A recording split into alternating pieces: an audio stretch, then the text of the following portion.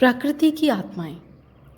एक राष्ट्रीय टेलीविजन कार्यक्रम में एक महिला ने बताया था कि उसने अपने अंगूरों के बाग में नन्ही शरारती परियां देखी थी।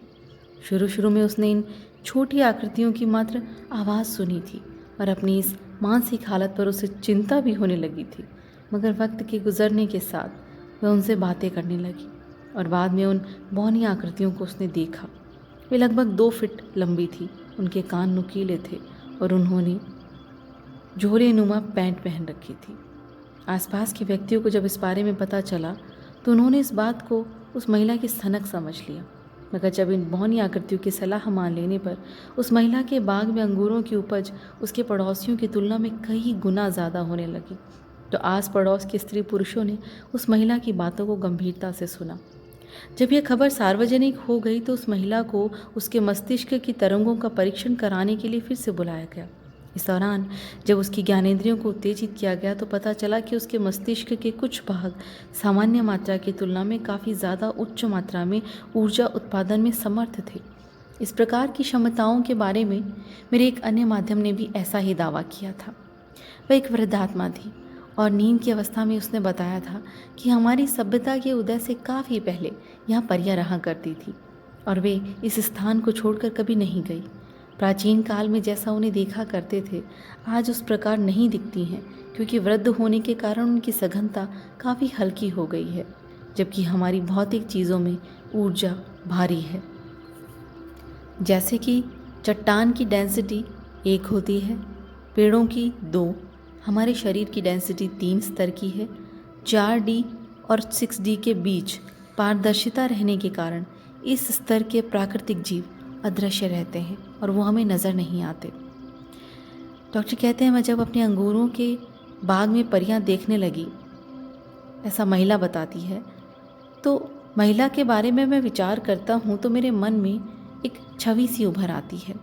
अगर हम भूलोक को एक्सरे दृष्टि से देख पाते तो हमें एक दूसरे पर बिछी स्वच्छ प्लास्टिक की भौगोलिक परतों से मिलती जुलती परतें दिखाई देती। ये तरंगित ऊर्जा की सतहें भिन्न भिन्न सघनता वाली होती हैं और मुझे वैकल्पिक सच्चाइयों जैसी लगती हैं। बहुत सी अतंद्रिय शक्ति संपन्न व्यक्ति इन परतों में से देखने में समर्थ रहते हैं, किंतु हम में से ज़्यादातर ऐसा नहीं कर पाते। इसी के साथ मेरा यह भी विश्वास है कि हमारे लोक साहित्य का ज़्यादातर भाग आत्माओं के भूलोक व मानसिक जगत से संबंधित अनुभवों की स्मृतियों से उपजा है।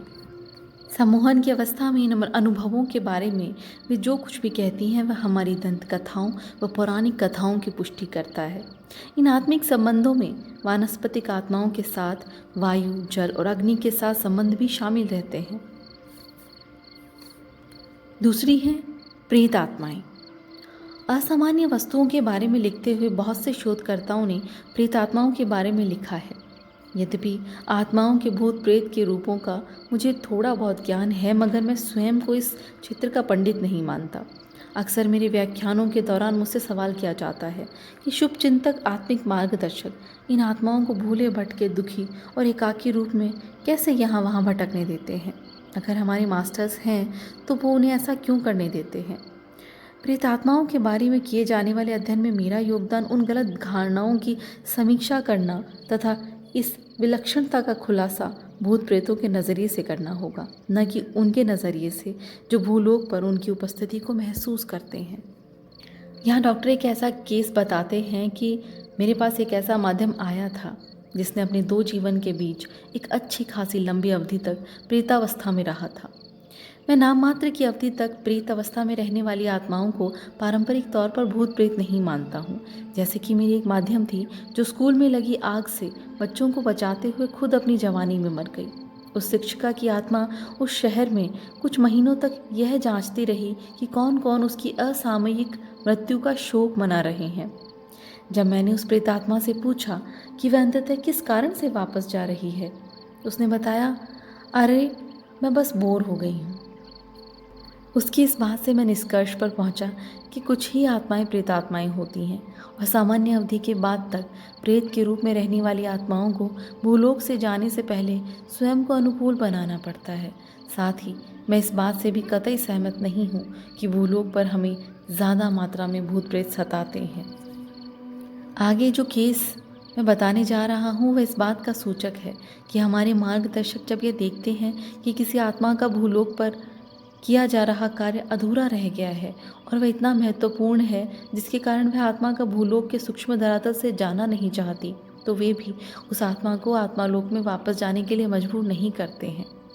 यह तथ्य उस अवस्था में और भी सत्य पाया जाता है जब मार्गदर्शक सॉफ्ट होते हैं अपने आत्मा के लिए, और कुछ मार्गदर्शक तो कुछ ज़्यादा ही सहायक होते हैं। तब मार्गदर्शक मृत्यु के क्षण में उपस्थित नहीं होते हैं। मृत्यु के पश्चात ज़्यादातर आत्माओं के लिए आत्मालोक की तरफ खिंचाव की अनुभूति बहुत ही सौम्य होती है, और जब आत्माएं भूलोक के सूक्ष्म धरातल को छोड़कर जाने लगती हैं तो वो खिंचाव आहिस्ते आहिस्ते और बढ़ने लगता है।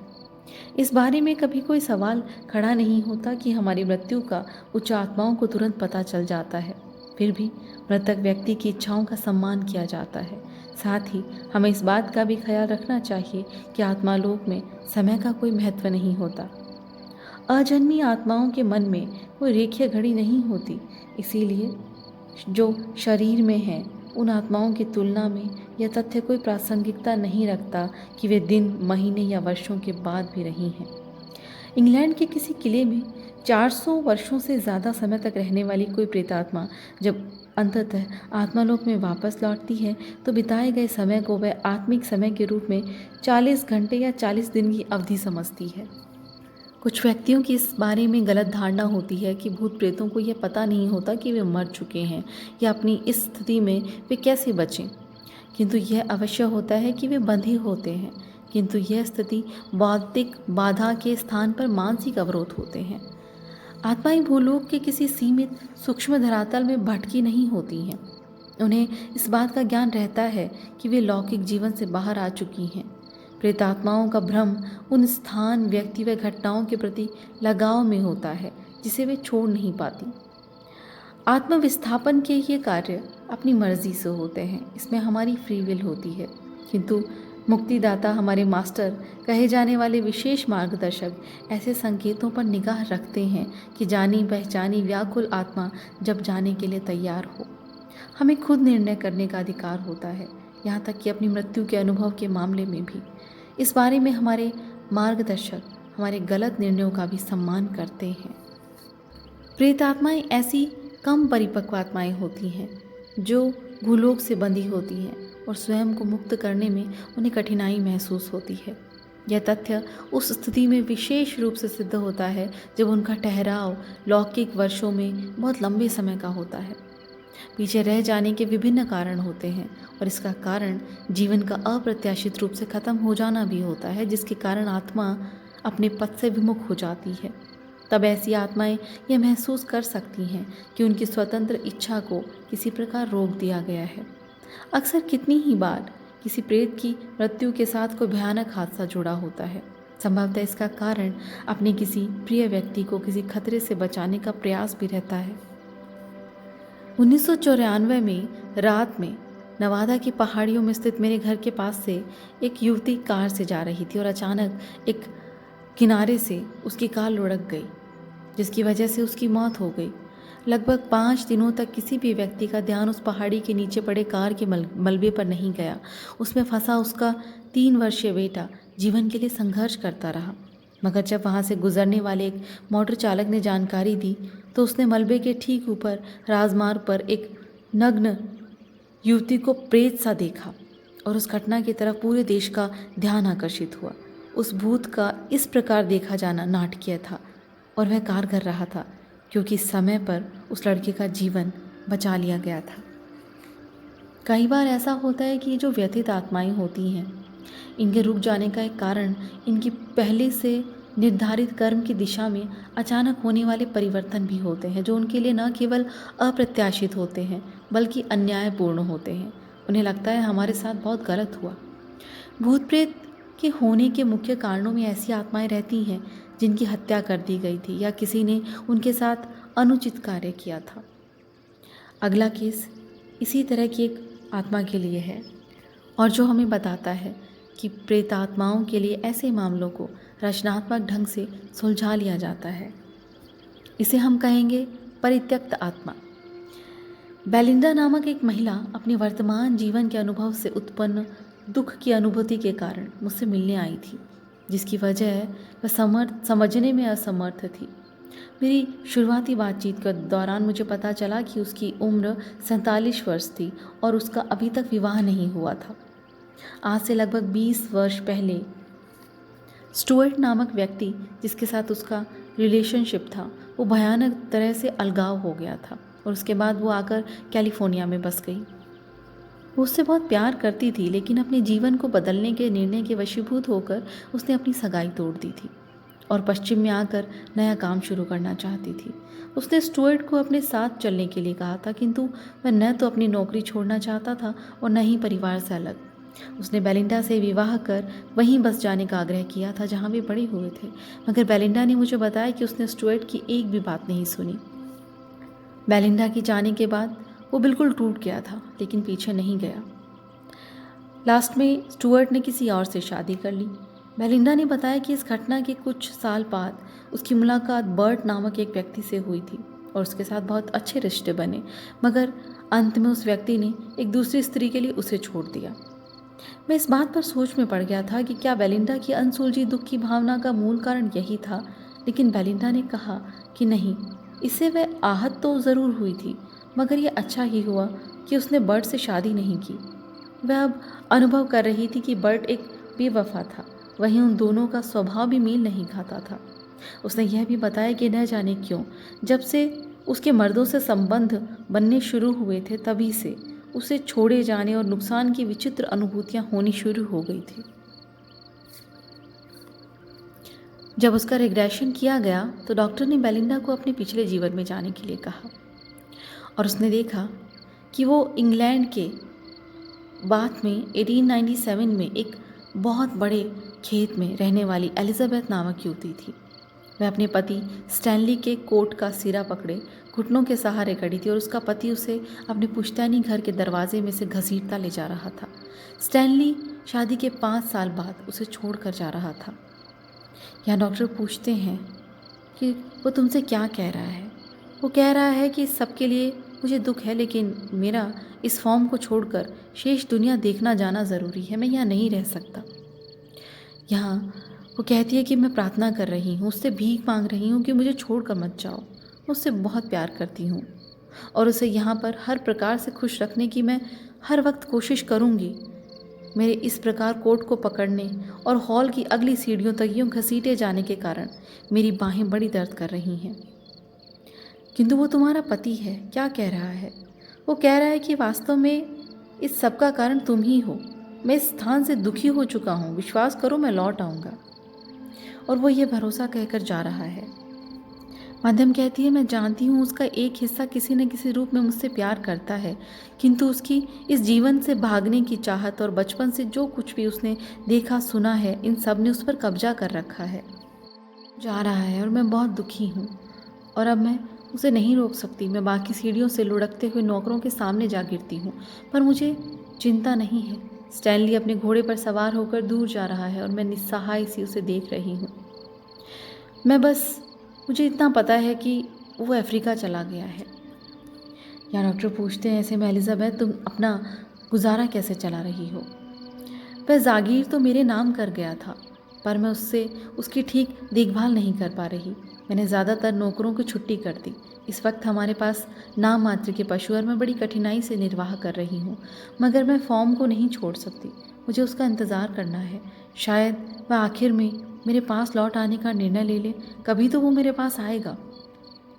चलो ठीक है, मगर अब मैं चाहता हूँ कि तुम अपने जीवन के आखिरी दिनों में पहुँचो और ये मुझे बताओ कि कौन सा साल है और किस प्रकार की परिस्थितियाँ तुम्हें मजबूर कर उस दिन तक लाई थी। वह साल था 1919। मैं 52 साल की थी और मैं इन्फ्लुएंजा से मर गई थी। पिछले कुछ सप्ताहों से मैं इस अवस्था का ज़रा सा भी प्रतिरोध नहीं कर रही, क्योंकि किसी प्रकार जीवन चल रहा है।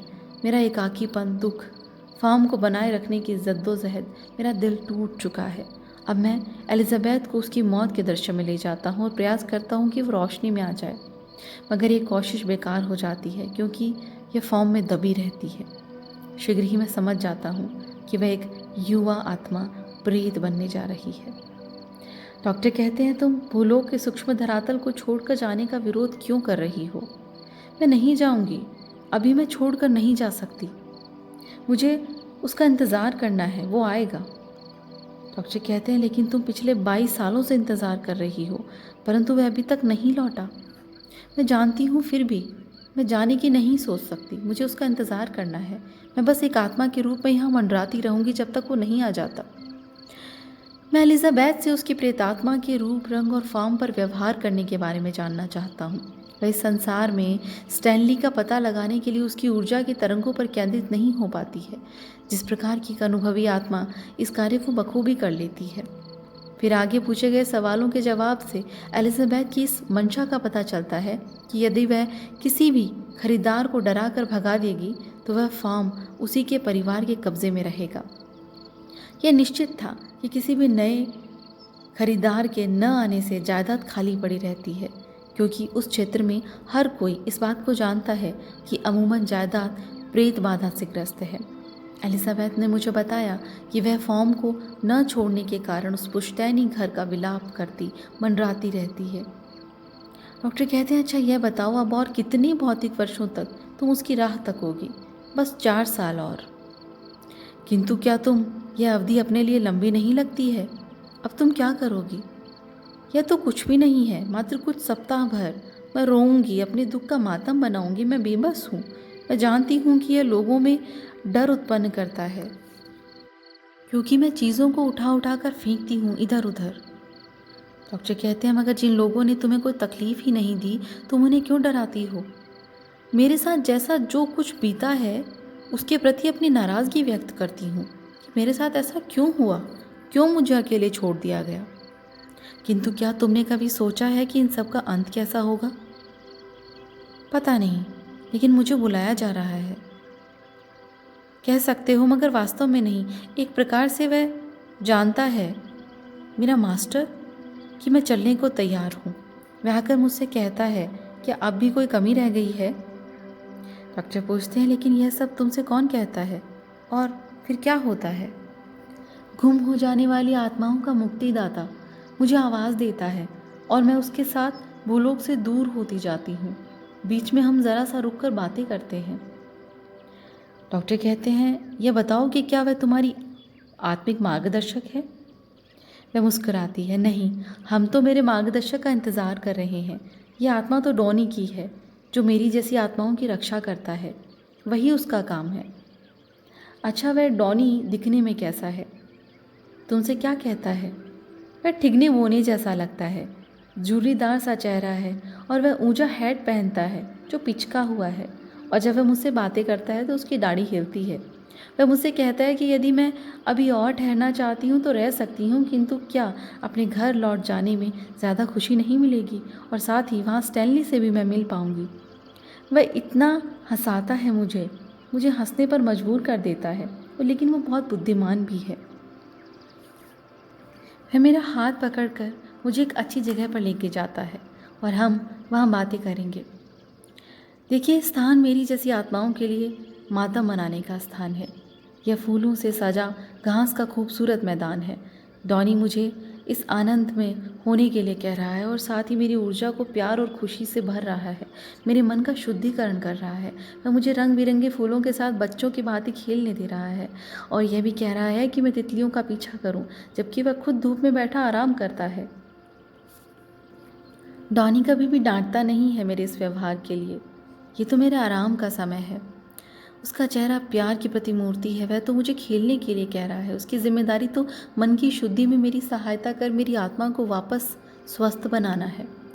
एलिजाबेथ की ऊर्जा का कायाकल्प कर दिए जाने के बाद डॉनी उसे लेकर उसके मार्गदर्शक के पास पहुंचा और एलिजाबेथ से विदा लेकर चल पड़ा।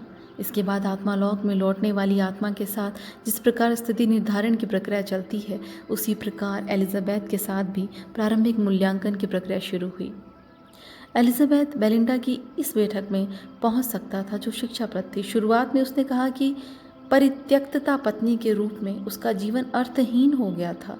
निश्चित ही एलिजाबेथ की जिंदगी का ज़्यादातर भाग कष्टों में जकड़ गया था और वह न तो स्वयं को परिस्थितियों के अनुरूप ढाल पाई और न ही बदलावों को स्वीकार कर पाई। टिशन के मार्गदर्शक उसके मार्गदर्शक ने महसूस किया कि यह सब बेकार नहीं गया है। आज बेलिंडा आत्मनिर्भर है, कमाती है, जिसने न जाने कितने संभावनात्मक बातों को सहा था। आज उन्हीं से सीखकर वो आत्मनिर्भर बनना सीख पाई। अब तक मुझे विश्वास है कि स्टैनली ही आज के टाइम पे बेलिंडा के जीवन में स्टुअर्ट है।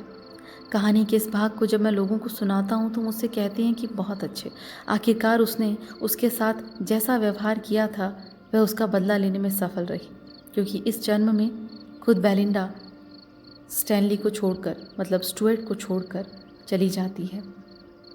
इसी तरह कर्म हमारी लाइफ में हमारे सामने आते हैं। एलिजाबेथ और स्टैनली की आत्माओं ने आज स्वैच्छिक रूप से बेलिंडा और स्टुअर्ट की ज़िंदगियों को चुना था। स्टुअर्ट ने एलिजाबेथ के ऊपर जो जुल्म किए थे, अब उसे उसकी भावनात्मक पीड़ा को अनुभव करना था, जो उसने किया जब बेलिंडा ने उसे छोड़ दिया। स्टैनली के रूप में उसने उस सभ्यता व समय के दौरान विवाह करने का वचन दिया था, जब स्त्रियां अपने पतियों पर पूर्णतः निर्भर होती थी। लेकिन चूंकि उसका अपनी पत्नी को त्यागने का फैसला जल्दबाजी व बगैर समझौते के किया गया था, इस कारण वह विशेष रूप से क्रूरतापूर्ण था। मगर साथ ही एलिजाबेथ भी दया की पात्र नहीं थी, क्योंकि उसने भी अपने जीवन में वांछित परिवर्तन नहीं किए। समय के साथ ढलना ज़रूरी होता है। उसके कष्ट और स्थिति को स्वीकार न कर पाने की अक्षमता इतनी गहन थी कि उसे अंत में जाकर प्रेत बनना पड़ा। बेलिंडा की आत्मा द्वारा वर्तमान में स्टैनली की भूमिका स्वीकार कर उन कर्मों का फल भोगना था, जिनके कारण स्टैनली ने अनचाही स्थिति में घिरे जाने की भावना पनपी थी। इसी प्रकार बेलिंडा जब ईस्ट कोस्ट छोड़कर आई थी, तब स्टुअर्ट की पत्नी नहीं थी। इसीलिए स्टुअर्ट द्वारा अपने पिछले जीवन में स्टैनली के रूप में किया गया वचन भी इस प्रकार से वचन नहीं था। यद्यपि इस जीवन में भी वे पुनः प्रेमी बन गए थे, फिर भी बेलिंडा के रोमांच व जीवन के नए अवसरों की खोज के लिए अपना शहर, मित्र व परिवार छोड़कर जाने के फैसले से स्टुअर्ट बहुत त्यागा हुआ महसूस कर रहा था, क्योंकि उसने यह सब अकेले ही करने का साहस था। इसीलिए बेलिंडा की आत्मा में वह अंतर्दृष्टि जगी, जिससे वह जान पाई कि स्टैनली ने उसे भावनात्मक पीड़ा पहुंचाने के बुरे विचार से उसे छोड़ा नहीं था। वह भी आज़ादी चाहती थी और स्टैनली भी स्वतंत्रता चाहता था उस समय पे। बेलिंडा वर्तमान जीवन में भी पिछली जिंदगी के उस मानसिक प्रभाव से ग्रस्त थी। बेलिंडा में अभी भी एलिजाबेथ के रूप में बचे हुए दुख की कुछ मात्रा शेष थी, जिसे वो सम्मोहन सत्र तक समझ नहीं पाई थी। बेलिंडा ने मुझे बताया कि वह अभी भी स्टुअर्ट के बारे में सोचती रहती है, क्योंकि वह स्टुअर्ट का पहला प्यार थी। इस कारण संभवतः उसे भूल नहीं पाया होगा। अब वे चूंकि एक ही आत्मिक समूह में सोलमेट हैं, इस कारण मेरा मानना है कि अगले जीवन में वे दोनों नए संबंधों में एक साथ रहेंगे, जिससे कि पिछले 2 जीवनों के कर्मों का हिसाब किताब चुकता हो सके। कुछ लोगों के मन में यह सवाल आता है कि फिर किस वजह से बेलिंडा का बर्ट के साथ एक तरफा प्यार का थोड़े समय के लिए संबंध बना था। तो इसका जवाब यही है कि वह एक प्रकार की परीक्षा थी। वास्तव में बर्ट भी उसी के आत्मिक समूह का एक सदस्य है, मतलब उसका सोलमेट है। फिर भी उसने स्वैच्छिक रूप से बेलिंडा में उसके एलिजाबेथ के रूप में उन आत्मिक स्मृतियों को जागृत करने की जिम्मेदारी ली थी, ताकि ये पता चल सके क्या उसने टूटे दिल के उस भावनात्मक दर्द को सहन करना सीख लिया है या नहीं। इसी के साथ बर्ट की यह कार्यवाही बेलिंडा के लिए एक प्रकार की चेतावनी थी कि वह अपने वर्तमान जीवन में उस पीड़ा को अनुभव करे जो उसके द्वारा स्टुअर्ट को छोड़ दिए जाने के कारण उसे भुगतनी पड़ी थी। इस प्रकार कर्म की तलवार दुधारी होती है, जो 2 तरफा वार करती है, फिर चाहे वो हमारे सोलमेट्स ही क्यों ना हो। सोलमेट्स भी हमारी लाइफ में हमें लेसन सिखाने के लिए आते हैं। ज़रूरी नहीं कि हर बार वो रिश्ते प्यार से भरे हों और ज़िंदगी भर चलें।